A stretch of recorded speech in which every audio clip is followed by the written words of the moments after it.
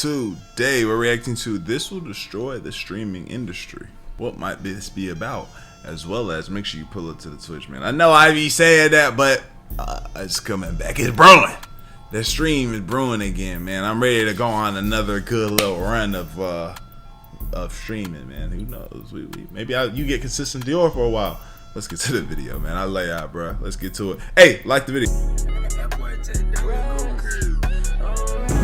Anytime you see a clip of some drama where it got a kick or steak logo on that motherfucker, do your research. I will now be suing every clip that is posted about me that is with a steak logo that is out of context to try to get hate on a situation that is not even happening. And then I see all these idiots in the comments, oh, Lacey this, Lacey that. How could Lacey do this? It's not real, bro. Oh no, the worst thing I hate.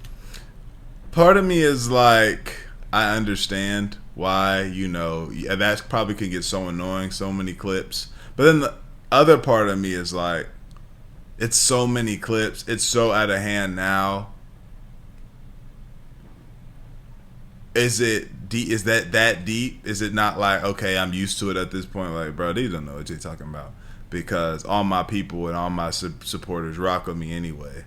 You know what I'm saying? Like, what do y'all think? If you go on TikTok and it's a false ass caption that just did not happen, and everybody believes that. Yes. We've all fallen victim to it. Have you ever been scrolling on your timeline, whether it be TikTok, Instagram, or Twitter? You see your favorite content creator, favorite streamer. You see an outrageous caption with some sort of gambling logo on it. And then when you watch the clip, it has nothing to do with what was being said. Like, the clip will say something like, Duke Dennis talks about the AMP members and says that he's leaving AMP. But then when you watch the video, the caption and the video itself don't sync up. Right now, I think I just uncovered the biggest problem with the streaming community and the thing that's actually going to cause the streaming bubble to burst. Clipping culture has become this necessary evil in the clip community. It's one of those things where it's like, I think how it is with YouTube. Like, at one point, YouTube, I think, had a bad clickbait problem where it was like, you have something and it has nothing to do. Well, and they ended up cracking down to where it had to make some type of sense with what was going on. It couldn't just be something totally different. And you know, so it's just, but it's just taken over the short form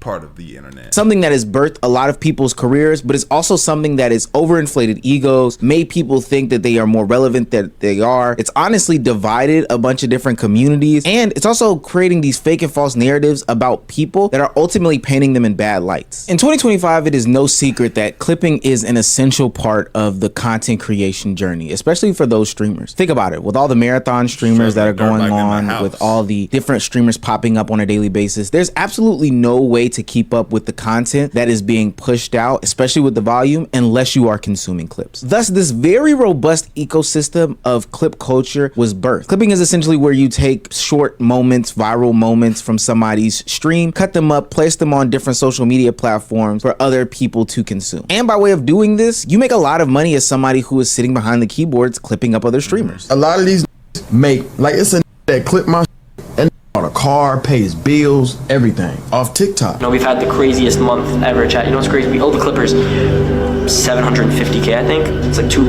plus billion views. I've never done that in my life, ever. Too craziest insane. month we've ever had. Oh my God. Guess how much I owe my Clippers for this month. You will not believe it. They're owed 950K for 1 month. What are we talking about? This one's stupid. Putting in work. There's real money there. That's dope. They doing what they gotta do. That's a lie. You're lying. You just lied to my face. What are we talking about? Who pays that? But it's also like, I see why it gets out of hand, because it's like, nigga, we getting so much money making these clips. I'll put what, and it's not, I don't have my face on it, I don't have my name on it, I just got, it's this streamer, it's his situation. I'll put something wild, they watch the clip, and then it's nothing that's got to do with it. I might have said Neon gets slapped in the face by a random white kid. You go to the video and he's just having this conversation in the car. It's like, okay, only person that nobody gets physically hurt or nothing. The only person that gets deceived is the one watching, and by the time they finish the clip, they probably forgot what the caption was and they already flicked off and went to the next thing. You see what I'm saying? That's probably what their mindset is. So like, I'll put whatever just to get this money. It's safe to say that the industry has gotten so big. It's to the point now where the Clippers themselves are starting to reap so many benefits that they're making more money than the streamers that they're actually clipping. In fact, I've seen more articles and more publicity about the Clippers themselves as individual entities as I've seen about the streamers that they actually clip up. Anthony Fujiwara is turning short video clips into serious money. Cecilia De Anastasio reports that his LA startup Clipping runs a huge network of contract editors who cut YouTube videos into viral moments for stars on TikTok and Instagram. Fujiwara first started editing when he was just 16, a high school kid in LA pushed by his parents to start earning money his own way. Now the company pays creators up to $1,500 per million views and charges clients thousands a month. Altogether, it's already pulled in about $7.7 million this year. And the client list is massive, from Mr. Beast to top record labels and big podcasters. Clipping is a reminder. Jesus, Anthony. Goodness gracious. I fuck with it heavy. That's it. I fuck with it heavy. That's genius. That is genius. I fuck with it heavy. That going viral isn't always luck. Sometimes it's engineered. That last part she said is gonna come in handy later. But I'm pretty sure you've also seen those videos. Some guy with a Lamborghini, some guy with a Ferrari, somebody with some sort of luxury car telling you that all you need to make your money is 5 minutes, your phone, and CapCut every single morning. But there's a problem with this sort of methodology when it comes to becoming famous. Now, for the most part, creators are extremely happy with the concept of people clipping up their content. Ultimately, it gets them more views, and a lot of people even think that their career is owed 100,000% to these clipping firms, these clipping pages, and these clipping agencies getting their face more and more visible out there. Like to shout out are the Clippers. Oh, the Clippers are the reason why everyone's blowing up. The Clippers are the reason we all have followers. If we did not have clips of anything, most likely we wouldn't have be as big like this. Be here. So shout out to all the Clippers. I feel like if I wasn't doing YouTube, I'd probably be doing something like that because like I want to stay like tapped into the internet. I'm gonna teach my little brother how to. Wow, that'd be sick. And fuck, man, dude's gonna make hella money. Yeah, but I mean, they're doing a great job. I get clipped every day. It's people that's making $20,000-$30,000 a month clipping me. But I don't think a lot of content creators really understood the gravity that these clippers hold. See, these people started propping up these streamers based on the backs of their clips, meaning that they could paint narratives, sway people's mindsets behind them, and ultimately it's like a new media, like a new faceless TMZ that can't get bashed. They just have to say Clippers. Nigga, y'all could, for all y'all know, I have my phone every single day I wake up and I clip Young Don videos and put on the screen something wild about them, and I'm running up a check that way. For all niggas know, you feel me? Like people used to flame TMZ for stuff, or they still do, but certain people, the media, and they're the media now. Clippers is just the media for a subgroup of the internet. Really create the culture, thoughts, opinions, and feelings about a certain streamer solely based off of the clips that they make. And when you incentivize going viral, it creates this system where people are just trying to go viral by any means necessary, even if that means they're being very disingenuous about things. So if you haven't been paying attention, one of these kick pages put out this bogus story about I'm Dante trying to say that he grew right? And the story is completely false. This page didn't even do a good job. This is like you could tell from a mile away this is fake. This girl has nothing to do with Dante. She was actually talking about 9 Vicious. Why would you even put this tweet out? And the crazy thing is, he's just created something. And this is the scary part about it. This is the scary part about there's nobody to hold accountable. This is the scary part of there's nobody to say, hey man, you're done.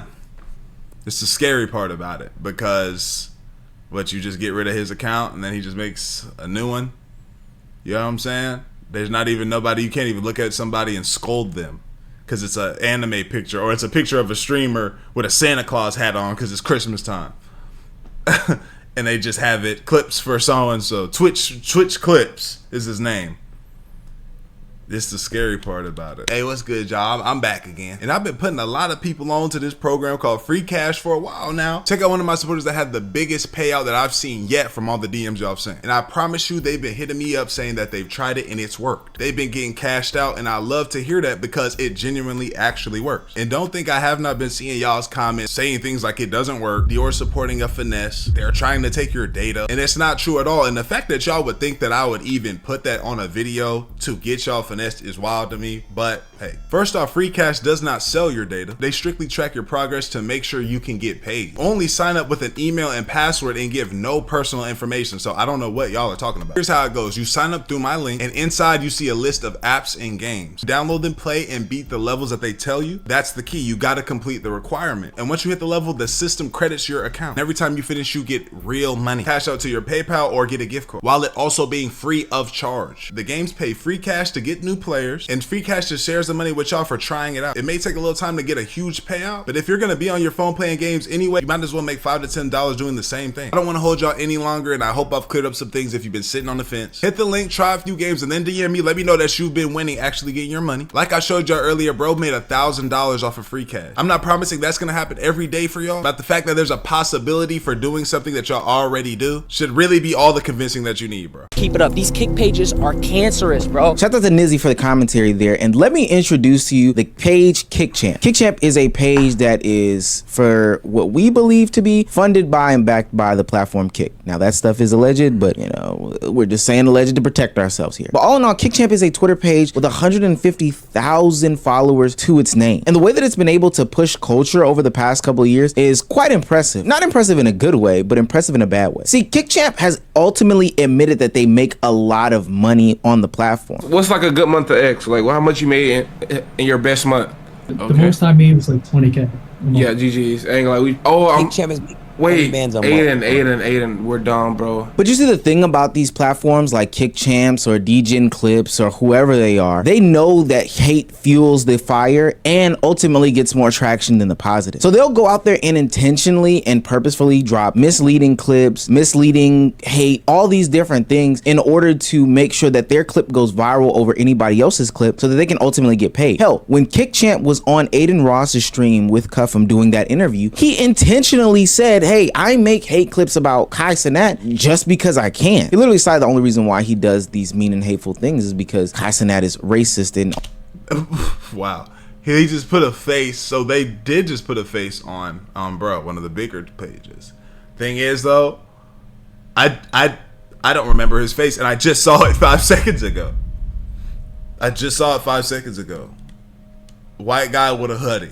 I wouldn't ever, he could walk by me 100 times. I met him 5 times out of the 100 times, and he said, hey bro, I'm KickChamps, I run that one page. I'm like, oh, for sure. And I walked by, let it go through 100 times that year he walked by me, and I still wouldn't recognize the white man in the hoodie. I wouldn't. Only lets black people in AMP. I post a lot of positivity. No, you don't, bro. No, you don't. Let me move my camera, bro. I only post Kai hate because Kai is like, he's racist. What? How is Kai racist? Yeah, where you get that from, bro? Because he only accepts black people into AMP. He denied you because you're white. Nigga.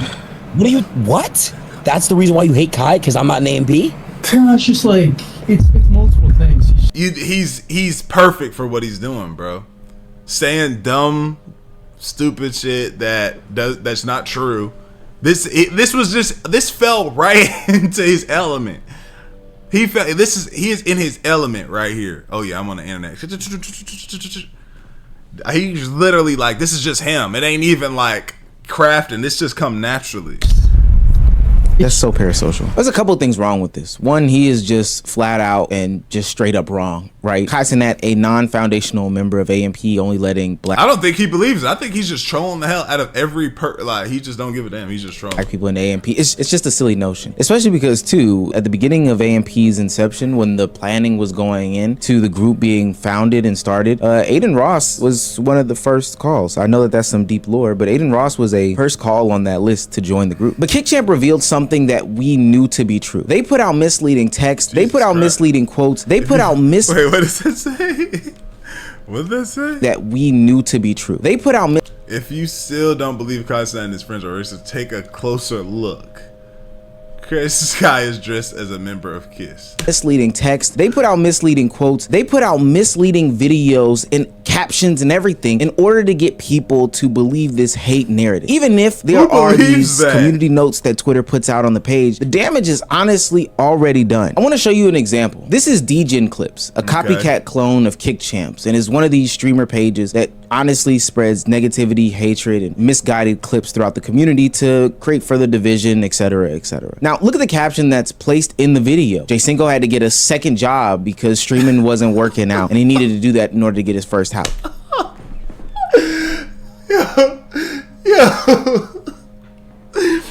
Yo, they gonna say whatever. They gonna pay. J-Cinco reveals he got a second job aside from streaming, working in a retail store. Says it was needed for him to be able to buy his first house. You click on that, it ain't got nothing to do with it, and then you go on about your day. That is crazy, bro. Now, you would think that this caption is associated with this clip, so J-Cinco is going to talk about his second job. But listen to the exact words that J-Cinco says in the clip. Real shit, though, on a serious note, though, chat, we did just get approved for a new house, man. We just got approved for a new house. You know what I'm saying? Finally, after fucking looking for so long, we finally got approved for a new crib, man. I will be getting out this fucking hellhole, nigga. Now, you're probably asking yourself, when did he talk about needing a second job? When did he say street? Imagine, though, people like this. We read that, he says that, the clip goes on, and then you don't even think about it. You just swipe off and you leave. Oh, okay, and you go to the next piece of content. Isn't that wild? Streaming wasn't working. He didn't. But there's two types of people who consume this content, and some of them are just caption readers. So now they're running around with the narrative that J-Cinco is falling off, streaming isn't working, etc., etc. And now they'll run with it. Meanwhile, this person racks up a bunch of different views. And this cycle has happened again and again and again and again on these Twitter pages, TikTok pages, Instagram pages, or whatever the case may be, because of a few reasons. One, these content creators know that they need these clippers in order to push their name, their brands, and their narrative. Two, these clippers know that they can make a lot more money being disingenuous and, spreading hatred and negativity as opposed to telling the truth and being, genuine about what's going on. And on the other side of that too, whenever it is true, if something that comes up that is true, you see it for a second and you're like, nigga, that is not true.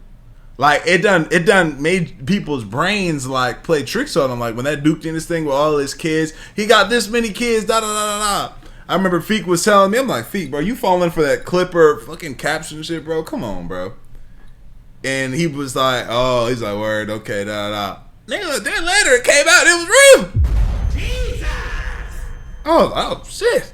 It was right. Three, there's this new gimmick and this new collusion that's going on where these clippers are teaming up with these gambling sites in order to put their stake advertisements, their rain bet advertisements, their whatever advertisements all over the place. And in order to get a good ROI, they're then putting those negative captions on these videos and everything's being boosted and inflated. I'll see stake logos above my head. I don't know if you know this, when there's a stake logo or a rain bet logo above your head, they get paid per impression or per 1,000 viewers or per 10,000 viewers. Yo, if you get 1 million views on this TikTok and you have a stake logo, we'll give you $500. That's basically how it works. Not true? I mean, it's something along those lines. Now, you're probably asking yourself, Omar, isn't this a violation? Well, yeah. That's why earlier in the video, Lacey was saying that he was looking to sue and take some sort of legal action against these clippers because they're basically using their likeness in order to boost said clip, which promotes this betting app to get people more addicted and hooked to betting because it looks like Lacey is endorsing it, Ron is endorsing it, Kai is endorsing it, whatever streamer out there is endorsing it. You see the nastiness? You see what's going on here? But it goes even further than that. If you remember when Kai Cenat and Aiden Ross aired their grievances out on the TL, one of the things that Kai Cenat mentioned is how the communities surrounding both of them are very toxic and very nasty, and they're, going back and forth with each other, fueling these narratives, making the streamers believe, hey, there's something going on, and I don't necessarily like that. I told him this before anything, so I told Aiden, I said, bro,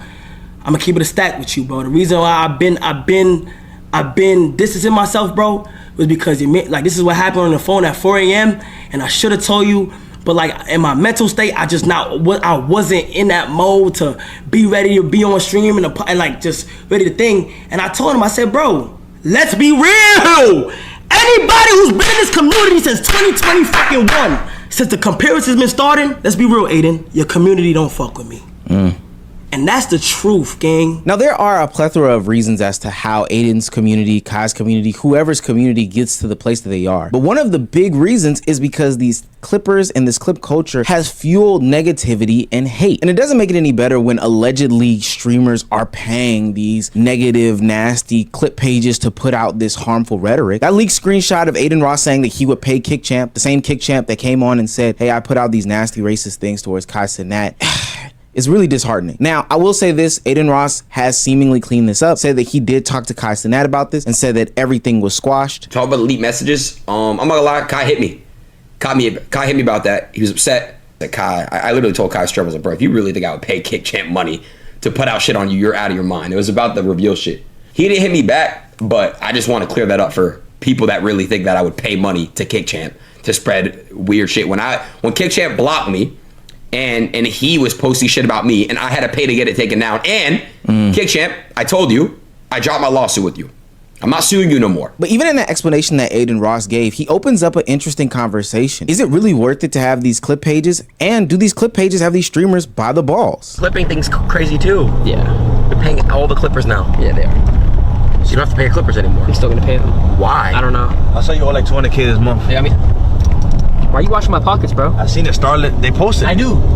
So that's crazy, bro. It's alright, bro. It's worth it. Neon, I don't even think that you believe that. As an outsider looking, that looked like it was worth and it. I understand that clipping is necessary That's a when lot it of comes money. to creating content. But that doesn't mean that these people aren't taking advantage of these streamers. You have to remain in these clippers' good graces and pay their wages, or else you'll be subjected to bad clips being put out about you. You could be the next targeted person. You could have the next hit piece. You could have the next lie be told about you just because you didn't go to the right platform, you're not hanging out with the right crowd of guys, or hell, you're just the most viral thing right now, and it's cool to put out nasty clips about you and what you do and the content that you create and who you are as a person. A lie travels 2 times as fast as the truth does, so they don't really care about you. They just care about the money that they're making, and some of these creators are paying a lot of money. But ultimately, what's the end goal for all this? After hearing how much Neon spent on streaming in a singular month, Ron posed a great question about the outcomes and the overall end goal as to what paying all these clippers can do for you. See, that's the problem though. The biggest problem is motherfuckers are taking streaming and turning it into something that it's not. If you want to do that, go do that somewhere else. I'm gonna be honest with you, it's agree and I disagree. I think the problem with streaming right now is everyone's trying to do too many clips to the point where streaming isn't becoming streaming. The whole point of streaming to me is engaging with my community. You're like, people are worried about companies seeing you making like whatever it is, and I get it. It's all a business at the end of the day. But at the same time, it ruins the fundamental of why you want to become a streamer. And Ron has some valid points there. Are you building an actual audience if the only way that you're known for it is the clips? Do people know you? Do people continuously watch you? Do they, I don't know, watch your YouTube videos of these clips, the longer form version? Do they actually come and tune into the streams? Are you able to then put out merch? Are you able to, have lines at TwitchCon of people that are endorsing you? Or are you just another highlight reel on my doom scroll while I have my 30-minute lunch break from Walmart? The only thing they know about you is the fake comment that's being put at the top of the Twitter caption or on the Instagram reel. Now, Neon did have some interesting rebuttals to what Ron was saying in the conversation about why these streamers spend so much money on clipping. This is why I don't think that's true, because companies, right? Companies, are they watching streams? Are they going on Twitch looking at streams, twitch.tv/neon, Twitch, whatever? No. They're seeing the clips, they're scrolling. The executives, they're scrolling. They see the shit come up on their phones. Collabs, you hit up someone. They're not, fucking Kevin Durant's not watching a Twitch stream, right? He's seeing clips. He's like, oh, this dude's funny as fuck. Let me bring him on. Or let me do some shit with him. The clipping industry is bigger than ever, and the Clippers need to get more respect for making careers. The Clippers made my career, right? They made my fucking career, bro. No one sits down. The idea of sitting down watching streams is starting to die out, and it's more about scrolling. They want to see quick shit. Their minds are fucked. I don't, but yeah, but that's not cool though. I don't think. You know what I'm saying? I don't think that's cool. Like he said, if we talking about we're having 2 different conversations. We're talking about the origin and the reason for streaming, right? Community building, community interaction, and then now we're talking about money. You feel me? Money and in business, right? Those are 2 totally different conversations we're having. And that's why. And I would choose as somebody who's, if I'm somebody making money, right, in the streaming situation, I'm gonna choose, and I'm already established and all that. I'm gonna choose community building, community growth, do what I want to do on stream before I choose business. Let me gotta pull up with this rapper. Let me pull up with this rapper. Let me pull up with this rapper. Hey, how you doing, sir? This company, this company, this company. Although it does extend the money, but if I'm already a wealthy person, a rich person, you feel me? If it don't align, it don't align. I don't want to do it. You know what I'm saying? I'd rather go the Soul Illuminati route. You feel me? The world is so cooked. I'm the same way. Motherfuckers are scrolling every second, right? Now, Neon does make some valid points there. Kevin Durant isn't watching an entire stream, but I do have to give Neon some pushback. And this isn't any hate directed towards any of these streamers, but I'm going to say what a lot of people aren't saying. A lot of streamers' careers are propped up by these clippers, and without any sort of clipping ecosystem, they would crumble, they would collapse, they would fall. They don't have any true or real fan base. Meaning, if these streamers don't then pour exorbitant amounts of money into this environment, into these clippers, then they won't. I think that's the Neon situation. That's why he's like, it's worth it, because he's just in a place where if I stop doing this, I'm gonna really see a drastic hit to whatever I got going be on. Successful. That one clip that talked about the article surrounding the clipping culture with the Anthony guy that I showed earlier in the video, when she said that social media isn't necessarily luck, but it's engineered, that's what a lot of content creators are ultimately seeing in 2025, is an engineering and manufacturing of their success and their fame. And once you start to take swipes and bites and looks at these apples hard enough, you'll realize there's some truth to that. The botting scandal from earlier this year, when people switch platforms, they lose massive amounts of viewership. And then when you see people not running certain clip campaigns or being next to certain people, their views plummet. At some point, you would think that these content creators would become big enough to where their own audience would then clip them, or people who are just generous enough knowing that they can make enough money from their face value and their cachet and all that stuff would clip them without needing to be funded by these streamers themselves. But with an entire manufactured career, I feel like that's how it was at one point. Isn't going to happen. And again, this may come off as shade, but I don't mean anything towards it. You can tell when somebody's career is manufactured. You would think that someone like a Neon, who has almost 1 million subscribers on YouTube, is one of the biggest streamers in the world, would have, you know, more YouTube video views. Or like, and you see it with a lot of these guys, these streamers. Like, you go to their YouTubes and their YouTube is not jumping. It doesn't translate, and that just shows that it's like we don't like you that much to say, yo, what is all the things that this guy's doing? You feel me? Let me come over here. Let me come over here. Let me come over here.